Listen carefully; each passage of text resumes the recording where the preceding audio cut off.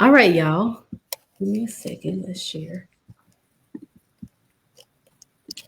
Good evening, everybody, and welcome to tonight's live. I'm just going to take a moment to share this live out in a couple of Facebook communities. And as y'all are coming in, go ahead and share the live as well. Okay, let's see. Tonight is a live that you do not want to miss. Okay, this is live. This live is going to be specifically for business owners, for entrepreneurs, CEOs, whatever you want to call yourself. This live is going to be specifically for you. All right. We are talking about why wellness belongs in your CEO toolkit. Okay. And I have someone here, none other than Kamilah Thomas, who is going to talk about why wellness belongs in your CEO kit and why you need it. Okay. So if you're new to me, if you don't know who I am, I'm Chastity Grady. At my company, Grady Tax Plus, we make sure that we are keeping the IRS out of your pocket so that you can live a better life. I primarily work with social workers and therapists who are in business. And today we have Kamilah Thomas, who is a social worker.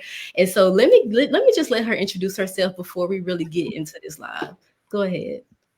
Hey y'all. Hey, Chastity, thank you so much for letting me be here. And I'm excited about this conversation because it's just so much that as business owners, entrepreneurs, we need to know. When it is just us running the show, we try to wear all these multiple hats. And sometimes one of the hats we forget to wear is the hat of self-care and wellness. And we wonder sometimes why we are struggling in our businesses. So I am Kamilah Thomas. I'm a licensed clinical social worker therapist, but also I am a leadership and business wellness strategist and speaker. So I work with leaders, I work with entrepreneurs, I work with organizations and business owners to really help them do the inner work that is required for the long-term sustainable success that we are all striving for. So helping to do the inside works. You know, sometimes people want to go into organizations to fix the culture, but the people are impacting the culture. So it's people first leadership. Perfect. Awesome. I love that. I love that. And I love that you use the word leadership because in entrepreneurship, that's you're a leader. A lot of times as an entrepreneur, we don't consider ourselves being a leader, but you are a leader. And oftentimes we don't really step into that leadership position. We don't often step into that role or wear that leadership hat. And that's a detriment to ourselves when we don't do that. And so today we want to talk about, as entrepreneurs, as those leaders, why do we even need wellness in our toolkit? And before we talk about that, I just want Kamilah to share just a brief story about recovering as a superwoman. Okay, a recovering superwoman, and what does that even mean for somebody who might feel like they're an entrepreneur, that they have to be the superhero, right, in the business? And what is that? What kind of stress or what kind of feelings to come up for you when you think about like being a superwoman or even being a superman for the men entrepreneurs who are listening? And just tell us a little bit about that. Yeah, so I call myself the recovering superwoman because it's a journey, right? And so, as there's self awareness and there's a lot of different changes, sometimes that superwoman cape can be a double edged sword. There's ways that it has been helpful in my success personally and professionally, and other times where it may have hurt. And so, understanding that even though you make changes, part of that is going to still stay. And so, how do you still honor the parts that have helped you while also making some of the changes without, feeling like you have to change who you totally are or like take this one part away from you? So, it's just being part of that recovery, acknowledging the ways that it shows up. And whether or not that cape or your strength comes from trauma, it may have been a way that you have survived. Most of the time it works until it doesn't, right? So I meet a lot of people, it's like, well, this is the way that I've been successful. They've used education, they've used degrees, they've used all of these titles and accolades to get to where they are. But a lot of times when they're trying to get to the next level, it requires something different. And so helping people understand that what has gotten you here, you're going to need something else to take you to that next level. And typically it's totally doing the opposite of what you have been doing. Well, you said a mouthful there. So when with what you just said, because I'm thinking about some of the patterns, right? Some of the patterns that we might see entrepreneurs dealing with, and I say Mhm. we. Um, I'm not here as the mental health strategist at all. This is Kamilah, right? But I can speak a little bit to it because I am licensed as a clinical social worker and I do have that background.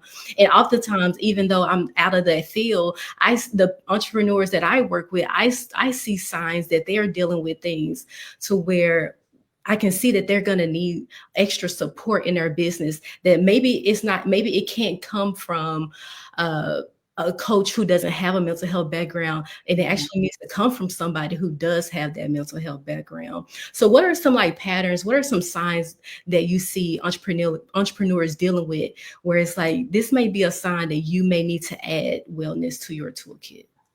Yeah. A lot of times I see the overthinking disguised as like planning. Sometimes the over functioning gets disguised as productivity. It can look like setting goals, but we're not really clear on whether or not we actually have the emotional and physical capacity. So we set all these goals and then we get really hard on ourselves like, well, why can't I do it? Why is this so hard? Baby, if your tank is on E, you don't have what is required for you to be able to execute the goals, even if you do have like the desire and the passion. Sometimes it can look like just simply like your joy, the passion that you once had for your business or certain tasks starts to go away. You can start almost feeling resentful. I remember a time where I was burned out in my business, and typically when the phone is ringing, or it's like, yes, that's business. And then I remember getting to a point when the phone was ringing, I was just like, oh, here go that phone again. What? Like, what, what are we talking about? We want the phone to ring. But I was just burned out. I didn't really have the capacity just for that ongoing growth. It can also look like a lot of procrastination and avoidance. Now, I know some people like to wear this badge of honor, like, oh, no, I work better under pressure. Let's have a chat about that. Right. But when you're constantly operating from a place of anxiety versus alignment, everything feels like there's this big sense of urgency. It has to be done right now. Those are some signs that we we may not be as well. Listen, I had to write this down. Anxiety versus alignment. Oh my goodness. Mhm. Because a lot of times we like to think that because I like to say I don't know how the words to describe it. I just like to say we feel like we got to do this in our business, right? And we think that because like we might be feel like we're doing the most, that maybe I'm doing that means I'm doing something in my Yeah. business. It's really us operating in high anxiety or in Hmm. high levels that come off that way. Uh, Right. so I love that you said, anxiety versus being in alignment, because a lot of times the anxiety that we're having, is that anxiety really in alignment with what we're supposed to be doing as business owners, right? Right. And what can I do to help myself not operate from that place, but actually operate in alignment? And so, with that said, what kind of inner work would someone need to do in order to not operate in that in high anxiety or that procrastination, to be the best functioning CEO that they can be for themselves, for their business? Yeah, the first thing is just self awareness, right? We can't fix anything that we're not ready to face, right? And so we have to be honest with ourselves. What are the things that have been holding me back? Am I as successful? Am I as productive as I want to be? And if not, what are some things that are going on? And so one of the work that I do in the inner CEO strategy session is really helping the leader look and assess who they are. Like, what are your stress responses? What's your leadership style? I use my shift framework that starts with the self awareness, so we can really kind of get clear on what actually the issues, the challenges, the blocking beliefs, some of the mindset challenges that need to happen. Um, So I would say that's the very first thing. And then also just the desire to change. Sometimes when I'm working with my high achieving women, they come in and like, all right, just tell me the thing that I need to do with their pen and paper, right? Because, and it's like, well, if it was that case, I'm sure you could go to ChatGPT, or I'm sure you could Google like whatever you think like these 5 steps are. And so a lot of times it's actually helping people kind of connect back to their body. And instead of operating from a place of anxiety, how do we help you slow down? Because sometimes you can actually do more by doing less and by slowing down. And so that's what I mean by helping people. Typically, we're going to have to do the reverse. They're used to going hard, fast, sometimes by themselves, having a very clear, strategic playbook. Because when you're building a business, when you're going to school, there are steps that make it easy for people to follow. But when you're talking about business, sometimes outside of strategy, it's a lot more of the inner working. And also understanding that in the beginning, sometimes you are your business, right? So you have to make sure that you're taking care of yourself, because when we are stressed, it impacts the way that we make decisions. It impacts the way that we show up, our performance, our productivity, all of those things. And sometimes we think, oh, I just need a new system. I've been guilty. I just need a coach. I just need some course to tell me what to do. But the problem is that they could lay it out. But if I was too depressed or anxious to implement it, then it didn't matter. And I just wasted $8,000, right? Or if I'm really dealing with perfectionism, that's perfectionism, fear of judgment, comparison that may be in the way of implementing this social media strategy that I learned or somebody taught me, right? How do we really get to the root cause of what's going on? So those are ways that I help entrepreneurs and business owners. Is like, let's kind of clear out the gunk of what's really holding you back. Most of the time you already know what you need to do. Most of the time you have the systems in place, but it's you that's in your way. So it's Yeah. moving them out of their own way. Listen, I want to say amen to that, because oftentimes, I'll be honest, what I see is a lot of entrepreneurs, they think that, oh, in order for me to go to the next level, in order for me to, quote, get out of my way, I gotta buy this next big program. I need to Mhm. buy this next software that's supposed to fix all of my problems. But a lot of times it's what's in here. It's Mhm. what's in their mind that's holding them back. And a lot of times entrepreneurs don't realize that neglecting their mental health can cost them, right? It can really Absolutely. cost them in business. And from your perspective, what I guess for you, for someone who's neglecting their mental wellness, what kind of cost, what does that look like cost wise in their business? Because sometimes it's not always financial, sometimes it's not always a financial hit. What kind of cost would you say is someone could have if they neglect their mental wellness in their business? I would say the majority of it shows up financially in regards to our bottom line. Yeah. Um, what I would say is that your wellness is going to impact your business more than any coaching program ever will. Mhm. Um, And while mental health is wealth, mental illness and health can also be very expensive to your business.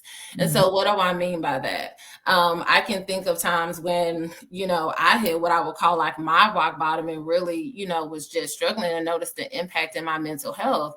It impacted the business decisions that I was making. So, whether these were rush decisions because I was anxious, like I just kind of hurry up and do something, you can make decisions that could cost you money, right? You can make decisions that impact the type of clients that you choose to work with or choose not to, that can impact your bottom line. Um, your mental health can impact your ability to make quality decisions. So you can start seeing more obstacles versus opportunities, right? Sometimes when like you're depressed, there's like this low hanging cloud, everything is gloom and doom, nothing is working, you can get really down. And so it can shape your perspective on what's actually happening. The anxiety can prevent you from, let's say, going out socially to network, to build those relationships. It can impact you showing up on social media or in certain places that, again, impacts people being able to know about you, to find your services, to want to connect with you.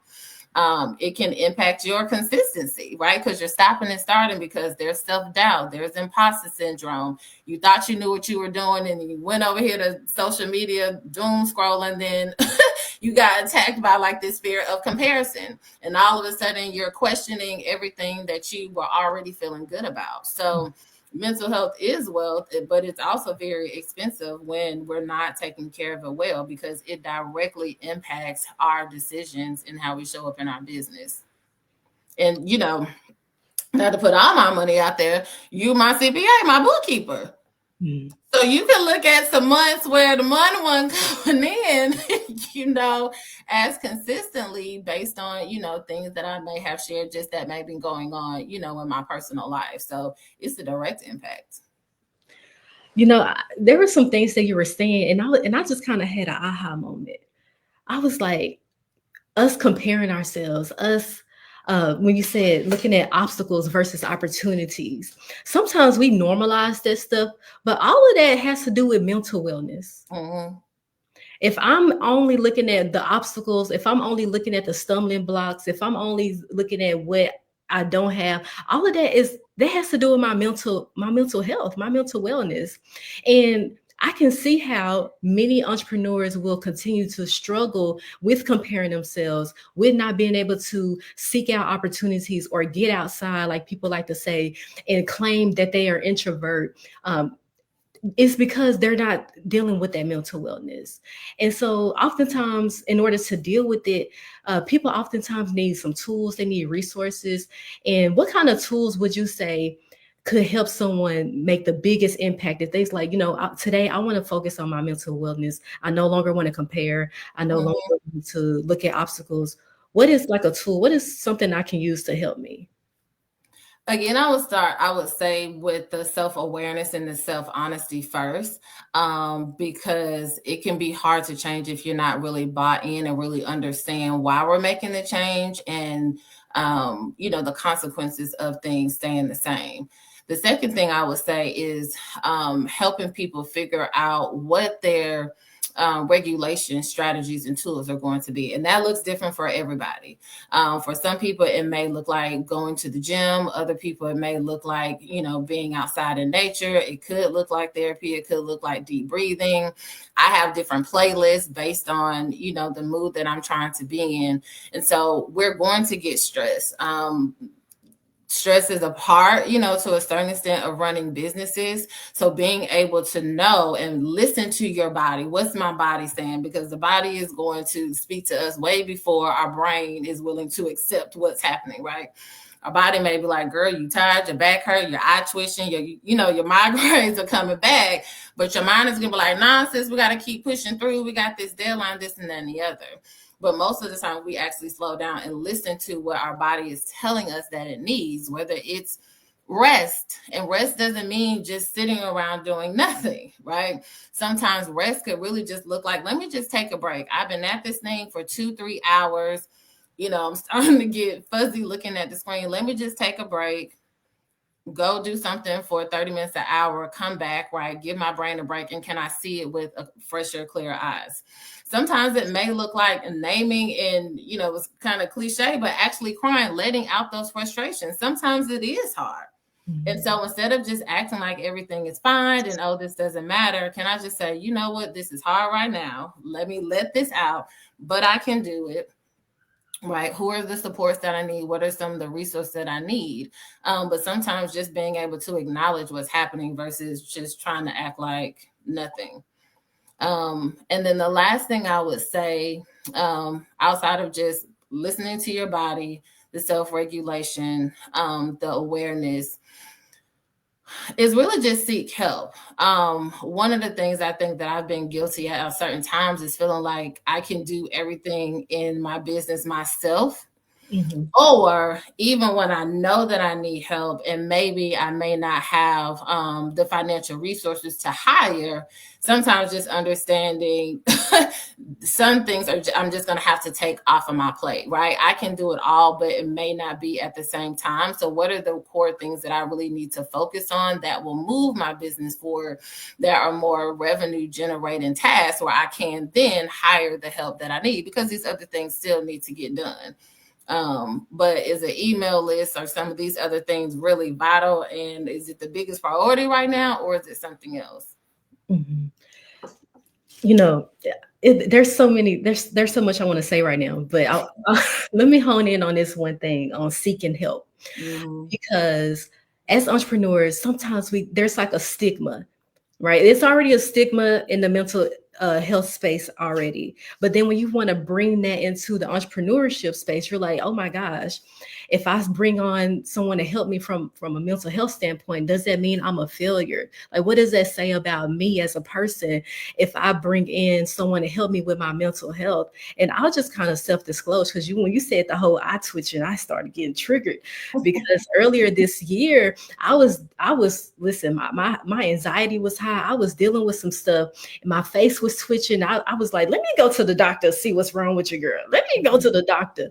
Right. But what I found was that it was actually all in my mind. Mm-hmm. And I had to hire a mental health strategist to help me provide some mental health insight to me as an entrepreneur. And ever since then, I have seen just a change in how I operate my business now that I have someone in my corner from a mental health standpoint. And I will say there's a lot of business owners who may feel ashamed that, oh, I don't want to address the mental health side. I don't, maybe I'm not ready. Maybe I need to get all my stuff together, right, before I go see the mental health strategist. What would you say to someone who's feeling that way? I would just say is that we're a resource and a tool just like anything else. If somebody takes a multivitamin, we typically aren't shaming them. It was like, well, why aren't you eating the right food? Or your body's supposed to have these nutrients and things in it. It's just a tool. The other thing is that we can only see so far. We all have our own blind spots, right? And so being able to have an outsider, someone who does not know you, someone who's really just invested in you being your best, can help you be able to kind of see some things differently. I think one of the other things that happens is that if you're the go-to person, if you're being a pretty successful, we can like, well, I should know this. I should be able to figure it out. I've gone through hard things before. You start comparing your pain to somebody else. Well, X, Y, and Z is dealing with that. What do I have to be, stressed about or anxious or depressed about, which is just a losing battle. So I would just say use it as a resource. And you also don't know what you don't know either, because if you probably knew what you needed to know to not be in this place, then I'm sure you would have done it already. So I think there tends to be a lot more shame. And I even say for myself, I mean, like I said, when I was, going through my season, it was hard for me because it's like, well, wait a minute, where I'm supposed to be the therapist. I help people with this all day long. So why can't I figure out what's the coping skill that I would tell, a client that I'm not using? And sometimes I know, but I want to do it, right? Because I'm human too. Or again, I have my own blind spots. And so sometimes the best thing that you may need is a little sprinkle of some medication. Sometimes, a little Wellbutrin, the Lexapro, some ADHD medicine. It may be the help that you never knew, or also even just a space to just talk about trauma. Here's the thing, entrepreneurship will skin you alive because it is going to peel back all of the layers and reveal so much more about you than you could ever know. It's going to show you about how you really, really communicate. If you have control issues, what you're really motivated by. It's going to, do you really have discipline, right? It's one thing when you can show up and pull up to your 9-to-5 job because you know you have to be there. But when there's no one to hold you accountable but you, right? What do you really do at that time? How do you really show up? And so what does your integrity really look like, right? When nobody is coming to check for you. So I would just say that entrepreneurship, I don't recommend anybody doing that alone, period. So whether it's a spiritual advisor, definitely financial advisor, I would highly encourage you have some type of mental health strategist, therapist, what have you, because a lot of times it's our unhealed trauma that shows up and impacts our business in ways that we do not know, right? So we all have stress and trauma responses that show up in our business, Mm-hmm. right? That a lot of times people aren't aware of. And so being able to have a specialist can kind of help you work through those things, especially when you are growing your business. When you are just in the infancy stage, that's going to require something very different from you, when you're your adolescent versus, kind of your adulthood, right? If you're talking about like the phases of your business. And so you don't know what you don't know. You've never been to where you're trying to go. And so having support is going to just be vital. You just cannot do it on your own. Listen, you definitely can't. And so what I would say is, because what what I want to drive into people, especially entrepreneurs, right, is that having this mental wellness, right, adding this to your toolkit, your CEO toolkit, this is actually going to benefit you in the future, right? A lot of the big business, I want to say big business owners or big businesses that you see like out there, or like the big influential people that you may know, like the Myron Goldman, the Eric Thomas, like all of these different types of people, they have someone in their corner. They have these mental health strategists. They have someone who that they can consult with, right? And we're not different, right? We're not different from them.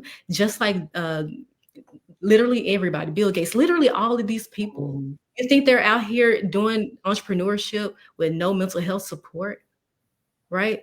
And the ones who are doing it, we hear about them on the news for whatever Mhm. reasons, right? And so this is why it's important that as entrepreneurs that you have to listen, you have to. I'm not even going to say going into 2026. I'm going to say as of today you need to add mental wellness to your CEO toolkit if you are someone who is struggling. And maybe you don't want to acknowledge that you're struggling, but even if you feel like, you know what, I know I need something else. I'm investing in this coach, I've invested in these different programs, but there's something that's missing and I don't know what it is. It may mean that you need to tap into the mental health side, right? And there's a lot of things going out here in the media that y'all are going to see. That's why we're getting ahead of it right now. You're going to start seeing people who are trying to give you that mental health support without the mental health experience. Mhm. Listen, I'm just calling the spade a spade. I'm just calling a spade because when it comes to mental health, it's kind of like, listen, this is the cream of the crop. It's like if you want to go get surgery, are you gonna go to somebody who they just had surgery on themselves before and they think they can help you have surgery and they ain't never been to school for to be a surgeon? How did Okay, I made that sound real bad, but the reason why I'm doing this, I'm saying it that way, is because when it comes to mental health, this is really important, right? It can be as serious as life or death. I'll be honest. I ain't want to go that deep, but it can be as serious as life or death. And so when you think about who I want to put my life, my hands, my life, who I want to put my life in their hands, right? If I want to put my life in somebody's hands, I want to put my life in somebody's hands who I know if I'm about to have a moment, right, in this entrepreneur journey, I need somebody who's skilled to be able to bring me out of it. Yeah. And no, there's no better person to do it than a mental health strategist who's licensed but who has the experience. And so with that said, Kamilah, tell the people, how can they work with you? They've listened to you talk, they're like, you know what, she's resonating with me, how can I work with her? What do you have to offer to the people?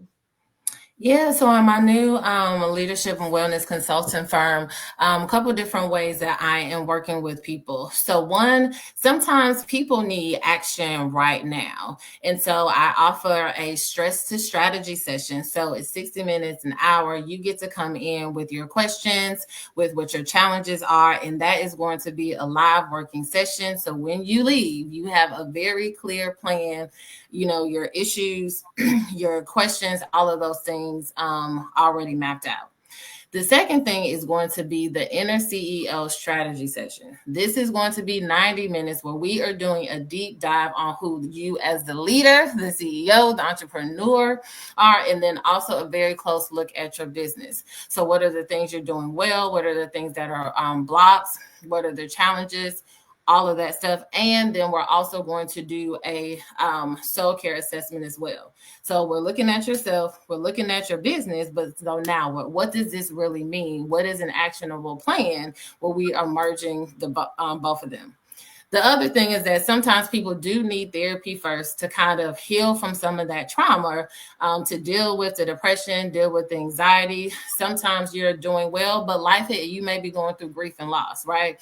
Or you're recognizing in your business it's bringing up some trauma that you tried to forget. Maybe you thought that you were healed from. And the reality is that sometimes we just have to heal that first to get it out the way so you can move forward with implementing the things in your business. So I still see clients one-on-one working with high achieving women in that space as well. So those are the three ways that people can work with me. And do you have some links that you can provide after the live? Absolutely. Mm-hmm.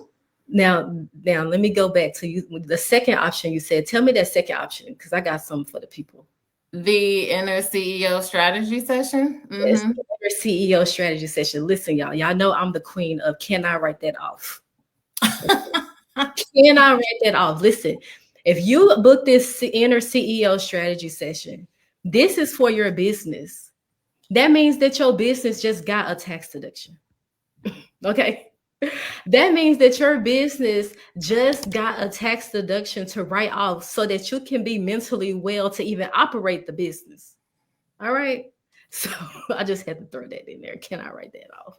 Yes. Yes, because people always want to know what they can write off. And the other things, because stigma is still very real when we're talking about mental, health. The other part of this is really looking at total wellness, right? So when we're looking at wellness, the mental is a part of that, but that's not all of it. What does your social life look like? What does your professional life look like? What does your spiritual life look like? And whatever that means to you. And so it's really also assessing all 8 areas of wellness to make sure that you are fully covered, right? All of your cups are full. We don't have any leakages that is going on. Amen. We don't want no leakages, especially going into this next season. Mm-hmm. So before we wrap up, I want to just give a shout out to a couple of people who were engaging in comments. So we have Sean, she's a therapist as well. Shout out to you, and thank you, Latoya, as well for tuning in. And for anybody else who is catching a replay, make sure you follow Kamilah. She's on Instagram. What's your Instagram name? Just Kamilah Thomas. Mm-hmm. I'll drop the link as well. I think that's your primary platform, right? Mm-hmm. Instagram. And then also, since we're on Facebook, you can just give her a follow on Facebook as well. But this was listen, this was a well needed conversation to talk about adding wellness and why you even need it, mental wellness, to your CEO toolkit. Listen, in 2026, I'm telling y'all, this is like that next year. I know every year we try to say, next level, right? But for real, y'all, 2026, we've seen how the world has happened in 2025, right? Nothing is guaranteed, but what's guaranteed is you making a decision to take care of what's in here, right? So that you can be a better business owner, so that you can show up in other areas of your life. Because guess what? When you take care of your mental health, it spills over, right? So not only, even though you're addressing that business side, but it's going to spill over into your personal life, your relationships. It's going to have a domino effect to where all areas will become well, right? Mentally well. So any departing words you want to say before we end the live? That your mental health is wealth. And, mental health issues can be very expensive. Just on an organizational level, it costs, businesses $190 billion when you're talking about health related costs. As a therapist, I have completed lots of short-term disability or FMLA, paperwork when people need to go out due to just stress, anxiety, and depression that is impacting their performance and productivity. And again, as an entrepreneur, we cannot afford those margins, right? The business still must go on regardless of what we have going on personally. And so it's really just helping leaders increase their performance, their productivity, their profits by doing the inner work for that outer success. You can't run away from it. You sure can't. You sure can't.